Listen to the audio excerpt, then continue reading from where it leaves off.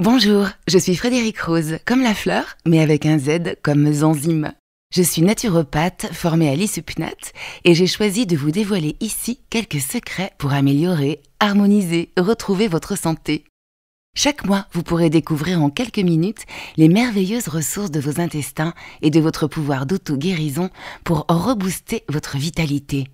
30 épisodes à écouter sans modération. Deuxième cerveau, cerveau émotionnel. Ces expressions, finalement assez récentes, témoignent du lien intime entre nos émotions et la santé de nos intestins. Amicalement Ventre vous révèle aujourd'hui une merveilleuse singularité de notre tube digestif. Il possède son propre système nerveux. On n'en connaît pas encore tous les mécanismes, mais c'est prouvé scientifiquement. C'est fou, non? Vaste sujet que cette sacrée union. Aussi, je vous parlerai plus spécifiquement des troubles de l'apprentissage, parce qu'il semblerait qu'ils soient, eux aussi, des maladies de civilisation, tant les enfants touchés sont de plus en plus nombreux. Difficultés de concentration, d'expression. C'est bien souvent à l'entrée à l'école que les troubles 10, de déficit de l'attention avec ou sans hyperactivité, TDAH, sont détectés, alors que l'enfant exprime d'autres signes bien avant ça. Lesquels? Eh bien des troubles digestifs, nous y voilà. Ballonnement, constipation et ou diarrhée, crampes abdominales, mais aussi des problèmes de sommeil, maux de tête, asthme, allergies et le plus souvent hyper-émotivité. Autant de signes qui épuisent toute sa vitalité et qui ne laissent pas beaucoup d'énergie pour l'apprentissage. Les neurotransmetteurs sont des agents de communication essentiels entre l'organisme et le cerveau. Sans eux, dopamine, sérotonine, acétylcholine, il n'y aurait ni mémoire, ni apprentissage, ni plaisir.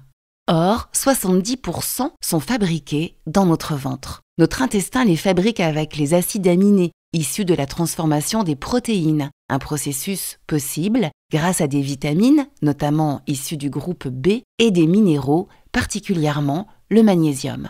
CQFD, si les intestins ne vont pas bien, les neurotransmetteurs ne peuvent plus assurer leur mission. Et c'est le chaos dans le système cérébral. Aussi, il est essentiel de faire un état des lieux du microbiote, encore lui, bien souvent en très mauvais état à cause du stress, de prise de médicaments au long cours. Pour les enfants, les antibiotiques sont en première ligne. D'une mauvaise alimentation vidée de nutriments raffinés, transformés, trop riches en sucre, qui ouvre la voie à une réaction inflammatoire, distant les précieuses jonctions serrées de l'intestin qui ne pourront plus barrer la route aux toxines. Une porosité intestinale qui ralentit sévèrement la production de notre hormone du bonheur, la sérotonine, mais qui aide tout aussi sérieusement le développement du candida albicans, favorisant ainsi le développement de micro-organismes responsables de fatigue, de troubles de l'humeur, d'insomnie, de déficit de l'attention. Ajoutez à ça la carence en sérotonine et vous obtenez des enfants irritables, impatients, compulsifs, insomniaques, bref, hyperactifs. Des toxines qui peuvent se transformer en neurotoxines en se frayant un chemin jusqu'au cerveau, particulièrement la caséine dans le lait de vache et le gluten qui, mal dégradés, peuvent prendre une forme chimique proche des opiacés, cause de troubles de la concentration. Déficit en dopamine et en noradrénaline, surtout s'il y a maldigestion des protéines. Mauvaise synthèse des neurotransmetteurs quand la glycémie est haute et si le système nerveux est stressé ou hyper sollicité, avec une montée en flèche du cortisol. Tout comme les barrières physiologiques internes de ces enfants sont poreuses, eh bien leurs limites avec les stimuli extérieurs sont perméables. Des enfants qui ont donc besoin qu'on les accompagne, en soutenant autant leur système digestif que leur système nerveux.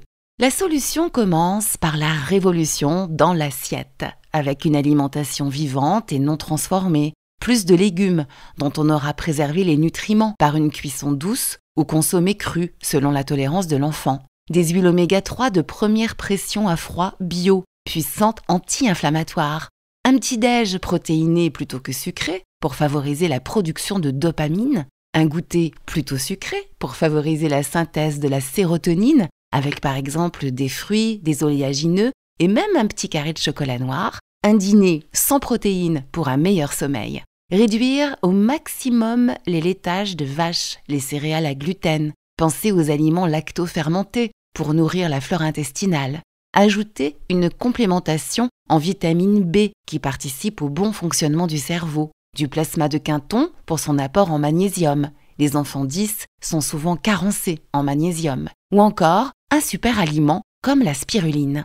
Et bien sûr, ces enfants ont besoin d'une prise en charge globale pour apprendre à gérer leurs émotions envahissantes, à recharger leur vitalité, à dépenser leur trop-plein dans des activités physiques adaptées, à se recharger la nuit. C'est le thème du prochain épisode d'Amicalement Ventre qui fera le point entre alimentation et sommeil. À bientôt!